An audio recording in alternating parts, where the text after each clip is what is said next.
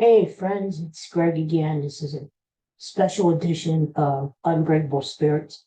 Um, you know me, I love sports. And so I thought maybe every Sunday we would do a special episode just on sports, especially Philly sports. So if you're into sports, you're into Philly sports, this is the show to watch once a week. I figure Sunday morning is probably a good time to do it because Sunday morning sports are just gearing up for the afternoon and evening. We've already gone past the week of the old sports. So let's just kick back for about 20 minutes and talk about sports, okay? Um, if you'd like to be on the show and talk about sports with me, uh, just a fan or, call one of the radio stations, just hit me up on Twitter or drop me an email at gapsmith1.verizon.net. You need to be on the show and we'll talk about sports. I have some special guests planned soon in relation to sports, so I hope you'll enjoy that. Well, I think the first thing we really should talk about before we talk about Philly sports is the NCAA tournament. And wow, what a wild and wacky tournament. I never remember a tournament quite like this. In the past, when I was growing up, there always used to be the UCLA's, Kansases of the world, the big schools, Kentucky, North Carolina. Uh, where are they, right? Everybody got knocked out. Um, it's the year of the upsets, the Cinderella teams. And it seems like it's that way more often than not anymore. And you got to wonder why. Is it because of all the transfers in college basketball and in parity? It just seems like parity in every league. I mean, gone are the days where we had dynasties in sports, right? Now it's more parity, which I guess is good for the sport because you got more teams involved, more teams making it to the tournament or playoffs or whatever. So, but as far as the NCAAs are concerned, now you have a team like Florida Atlantic made it to the Final Four, and they may actually win the whole thing. It's kind of hard to believe. I guess if you want to say there's a favorite still left over, it's Connecticut. Although, they looked pretty good yesterday in demolishing Gonzaga. Gonzaga was my pick to win the whole thing, and I thought they had a good shot of it with Drew Timme, who is a phenomenal ball player. I wish there was a way for the Sixers to get him. But anyway, Gonzaga is out. Connecticut moves on to the Final Four. So, I don't know. Texas plays today. I'm not a big Texas fan. I don't think. I don't know. I know Texas played in the Big 12 and there was really tough competition there with Kansas, but I'm not. I don't know. There's something about Texas I don't know. So they may get beat to death. I don't know. We'll see what happens, but I would think Connecticut is probably the favorite right now, but I mean anything can happen. So we'll see. Um, let's talk about Philly sports right there. Sixers. The Sixers are on this little Western road swing, especially this weekend. And I don't know, man. The Sixers have been playing good basketball, but now that they're playing really good teams, um, you see the deficiencies in the Sixers. I mean, let's be real. They have Embiid. When you have Embiid, they always have a chance to win because he's a beast. You know, not too many teams can stop him, but he needs help. Now, last night, Maxey scored 37 points. He had 7 threes in the loss of Phoenix. And I just think the Sixers ran out of gas at the second. You know, should I say now, the Sixers are being exposed a little bit? Are they pretenders instead of contenders? We see that the Sixers bench that just isn't good enough. It's not consistent enough. I mean, some nights you have the bench giving you Niang and Shake Milton, and you're getting contributions. And some nights you don't, like last night, the Phoenix bench far outplayed the Sixers bench. So that's a problem. I know Doc Rivers will probably, he should, tighten up his rotation going into the playoffs. So maybe you'll only see 7 to 8 players in the rotation instead of usually 9 or 10. But, Embiid's going to have to play with more minutes. I don't know how he's going to do it. Hopefully he stays healthy. That's the only way the Sixers have a chance to win. Now you could say, all right, James Harden has been out of the last 2 games. You could see the difference, right? True. But I think it's more than James Harden. I mean, when James Harden was in this past week, he wasn't playing well either. And as it turns out, he's got the hamstring issue. And this is why I would not give James Harden a contract extension. The reason why is because James Harden is an older player. He may be breaking down. I wouldn't give him the max money. He's going to look for at least a 3-year contract. He's going to want to make the max. And with Daryl Morey being his buddy, the general manager, I'm afraid that he's going to give it to. I think the Sixers have painted themselves into a corner because where else could they go, right? What the Sixers need, let's be honest, is a young point guard. I mean, I like Maxey in the 2 guard position. I think he's a scorer. I think, he needs to shore up the defense, but I think he could be the second banana to Joel Embiid. And I think the offense should run through Embiid and through Maxey, not through Harden. We've seen, and to Harden's credit, he's played great this year. He leads the league in assists. He's played great. But can you count on James Harden to play this well for another 2 to 3 years? I don't know if I can, especially healthy James Harden. I think the Sixers need a point guard, a young point guard, in the worst way. And unfortunately, I mean, if those rumors were true about the Sixers having a chance to trade Ben Simmons to Sacramento for Halliburton and Buddy Hield, then Daryl Morey blew it because Halliburton would have been your young point guard that you need on this team. Buddy Hield would have been able to come off the bench, do some outside scoring, so the three-point shooting that they need too. So would I have rather had Halliburton and Buddy Hield than James Harden? Yes. Yes, because not only for now, but for the future too. But that's water under the bridge. You can't do anything about that. I would say let's hope that James Harden comes back healthy and strong.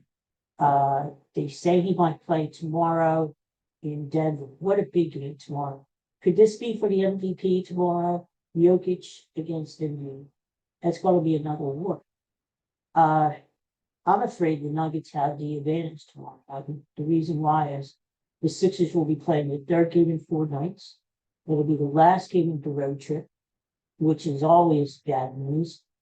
And, the Nuggets have revenge after the Sixers beat them in Philadelphia not too long ago. Jokic wants revenge too, because look at the odds. Embiid has taken over as the favorite to win the most valuable player.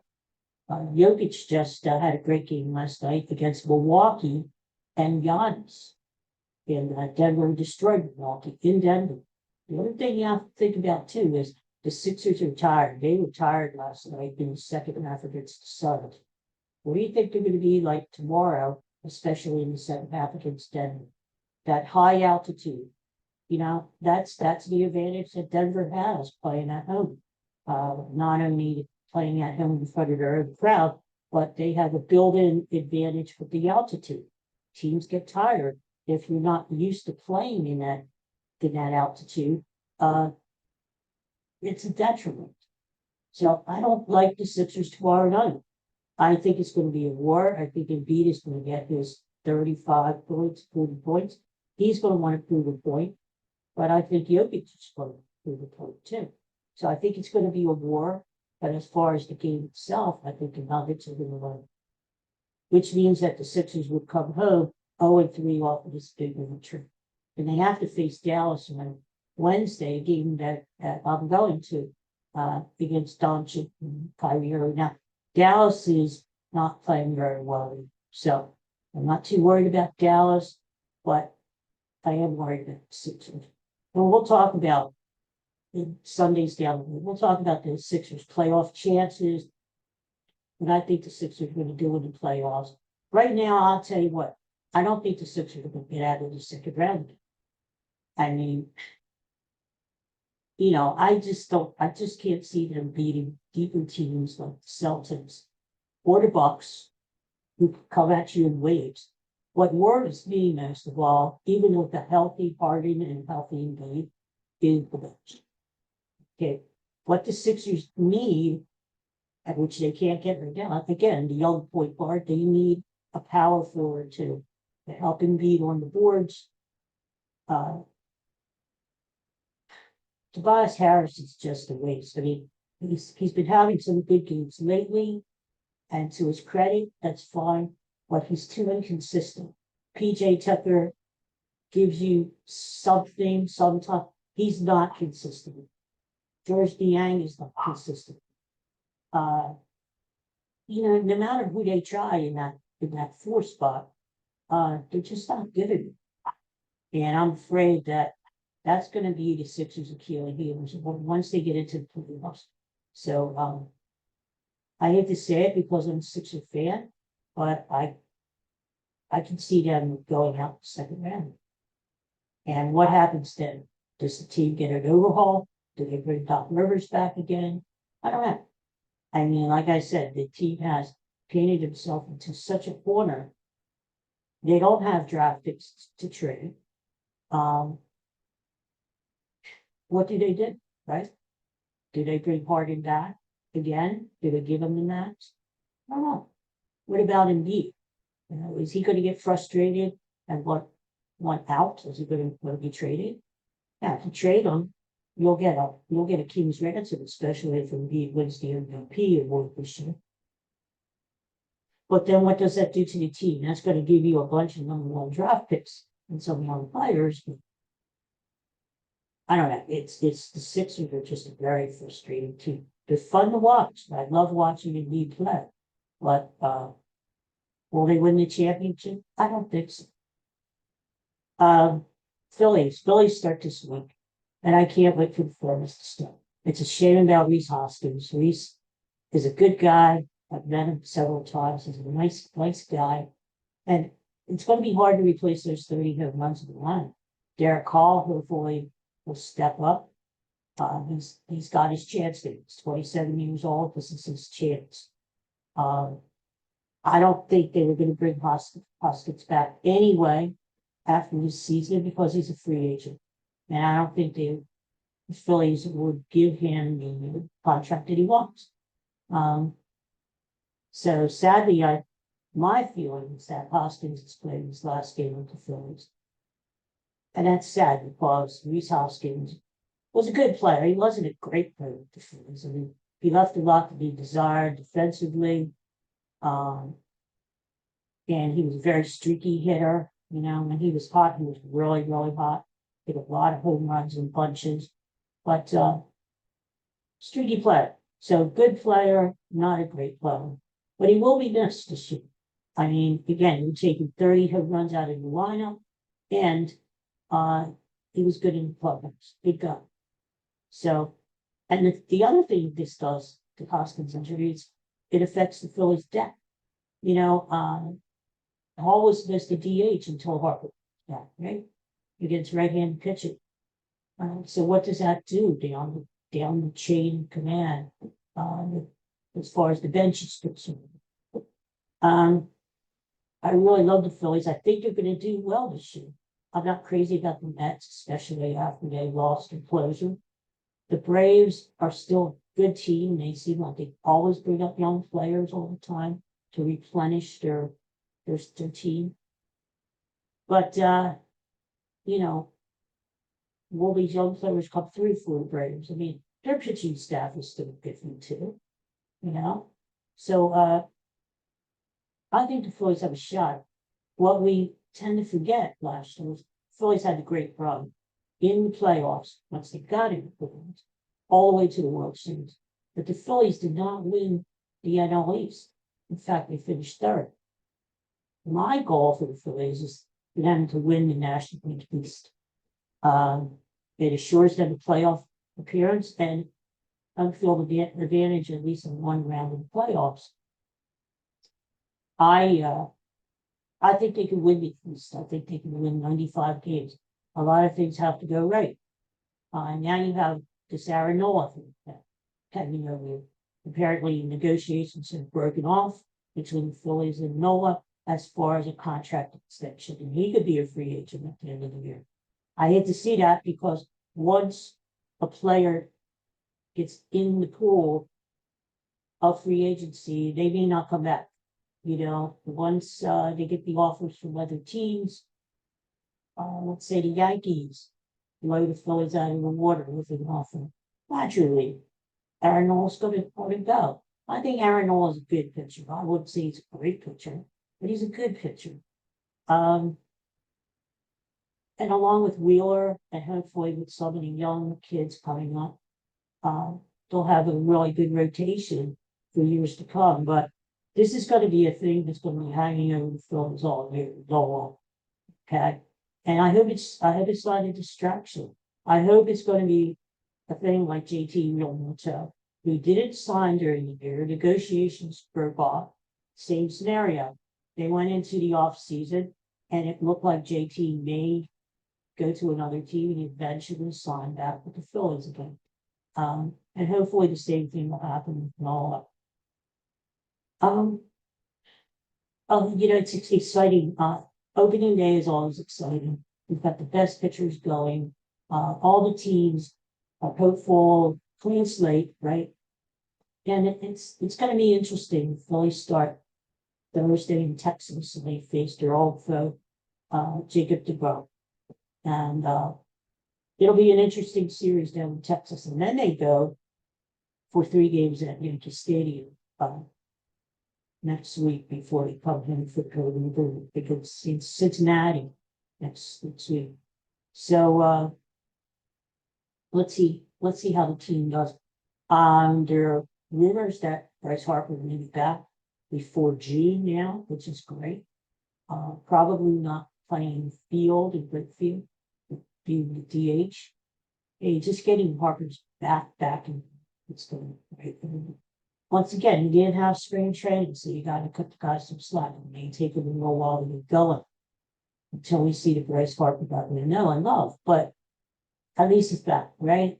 So if he does, the original plan was for him to come back around the All-Star break. Well, if he comes back before June, let's say around the month, that's great. So let's see, because the Phillies are really going to need to solidify this lineup to pick up the slack for Rhys Hoskins being out. Trey Turner is going to help. Trey Turner is an animal. I think he has a chance to be MVP of the National League this year.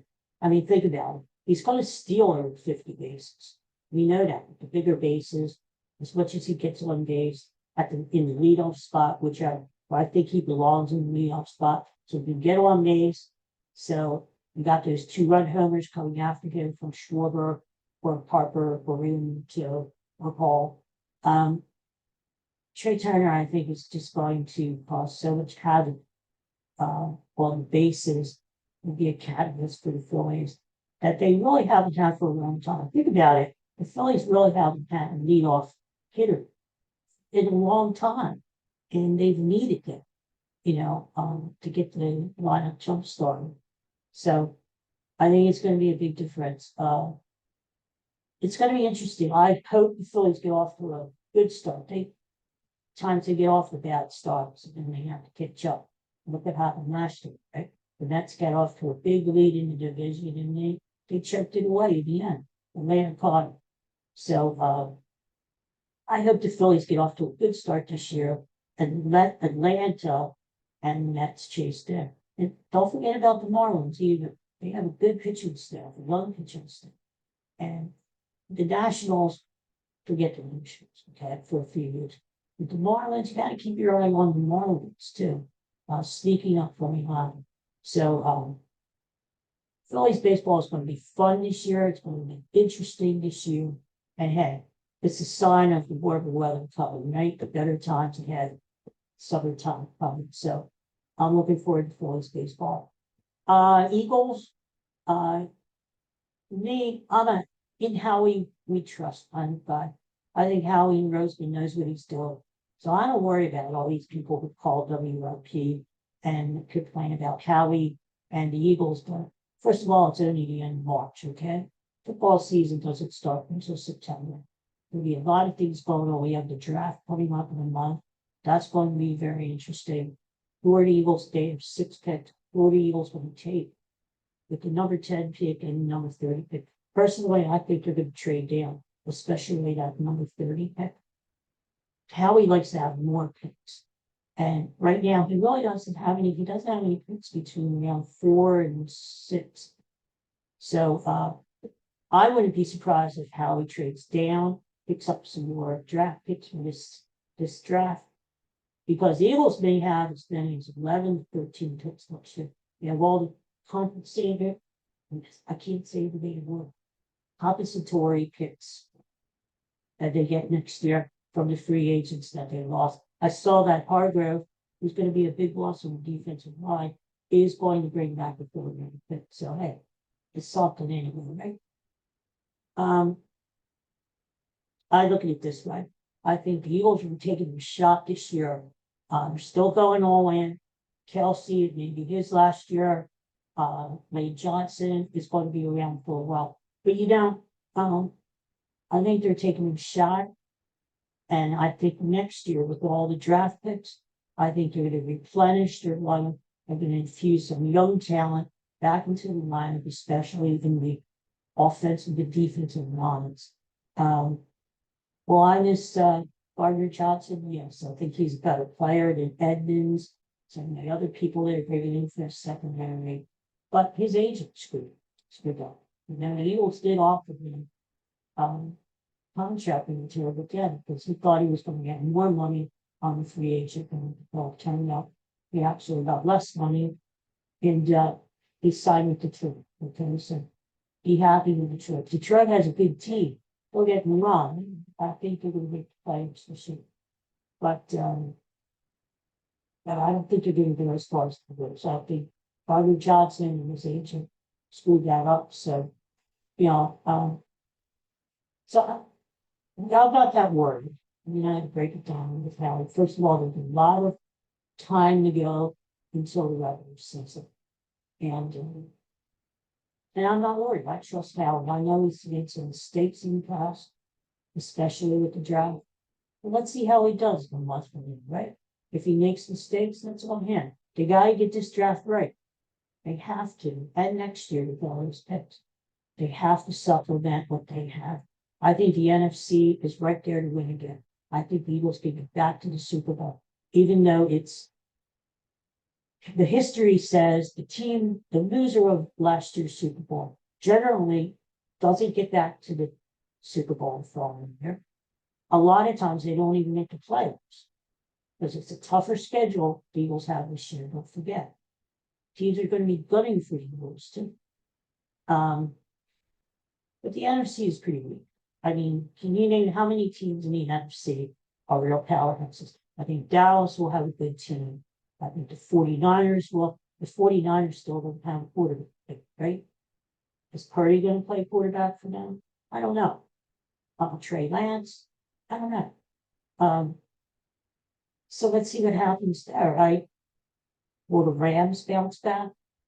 Well, what do you have in the NFC South? The Saints? I mean, they don't screw. I mean, what about the Vikings? The Vikings always have a good team. I mean, they won, 13 games last year? And they have Jefferson. But Kirk Cousins always seems to change in the playoffs. I don't know what it is with him. It's just not a big game quarterback. He's not a spotlight quarterback. I mean, look at his record on Monday Night Football, right? It's abysmal. So I worry about the Vikings because they have talent, okay, with Cook and Jefferson. But it just seems like the Vikings are like the Cowboys. When they're in the playoffs and the limelight is on them, Good show. So, uh, the Lions could be my field and the Giants. We can't forget about the Giants because they had a good year last year, and a lot of people put down the Giants and is Barkley going to come back with them? What about Daniel Jones? Is he going to have the same kind of year he had last year? We'll see. Giants are going to have a tougher schedule too. So, bottom line is nobody in the NFC really escapes it. I think most of the powerful teams and the really good quarterbacks are in the AFC. And look, think about it. If Aaron Rodgers gets traded to the New York Jets, there you go. He's in the AFC. I mean, you've got Cincinnati, San Diego, Kansas City, and of course, Buffalo. Don't count out Buffalo. Miami's a good team. You've got a lot of good teams in the AFC. So, to me, the Eagles' path to the Super Bowl won't be an easy one because their schedule's going to be tougher. Teams are going to be gunning for them. But I could see them going to the Super Bowl. And I don't say that as a Philadelphia fan. I say that as a realistic football fan. Who's going to beat it in the NFC? One thing the Eagles have to do is they have to beat Dallas. They have to beat Dallas. They have to figure out a way to beat that Prescott and beat Dallas in Dallas. Until they figure out how to do that, and they were able to get to the Super Bowl last year without having to go through Dallas in the playoffs. And that's all fine and good, but I think to prove to themselves something, they have to beat Dallas. Get over that hump of beating Dallas, winning the division again, which don't forget, no one has won the NFC East 2 years in a row since 2004. Think about that. We're talking 19 years that we've had a different winner in the NFC East. So history is against the Eagles in many, many ways. So in that aspect, it is going to be tougher to get back to the playoffs and get back to the Super Bowl. Eagles won 14 games last year. To me, even being an Eagles fan, I don't think that's going to happen again. Why?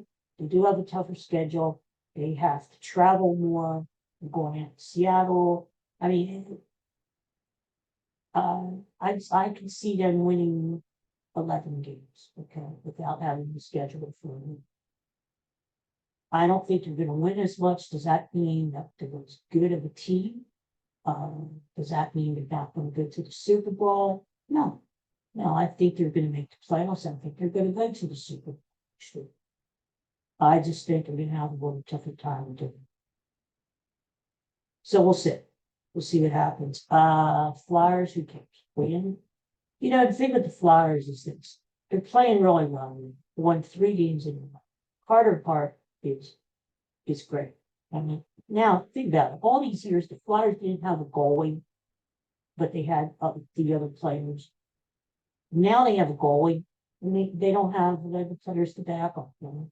I mean, they have some good young players who are coming up now from the Phantoms, and you're winning now, but the season is long. They're not going to be awesome. It's the use. They can't even tank them. So, I don't know. I'm just down on the Flyers and Cubs. It's like you are. I mean, cool. The Flyers, they've been run badly for a number of years. To me, Comcast needs to sell the team. That's the bottom line. They need to get an owner in there who is going to care about winning. He's going to put guys in charge, whether it's Danny Briere, the permanent GM, someone who knows what the heck they're doing. Okay. They may have to clean house with all these old guys who are advising Flyers. Clarky, they're all great guys. Okay, don't get me wrong. Well, it was not the 1970s. It's different from hockey. So they just need to clean house, and they just need a different mindset. Yeah, you know what? The Flyers are a lot like the Sixers. The Sixers have this losers mentality, you know, and it goes all the way back to the tanking leagues. And they tried to lose on purpose, which I thought was ridiculous. To lose on purpose. And you can hear us at that. I mean, Flyers need to get out of losers mentality. You know, we need to build a winning mentality. We need to draft better. We need to get better free agents. They just need to make wiser decisions. You know, they need better people who will evaluate talent and develop talent. And in a lot of ways, the Flyers are in a situation now with the Phillies are very feelings, but the Phillies couldn't develop any talent in the system. Now, a lot of that had to do with that contact and was it Andy McPhailor. I mean, that was a joke. I mean, they just part of the Phillies franchise to the ground. Thank God Dave Dabrowski is here, and you can see the difference. You know, John Middleton is spending money. There's more of a positive attitude. Bryce Harper came on board. You need a superstar. You need somebody who hit home runs within that small ballpark. You know, the Phillies are doing it the right way.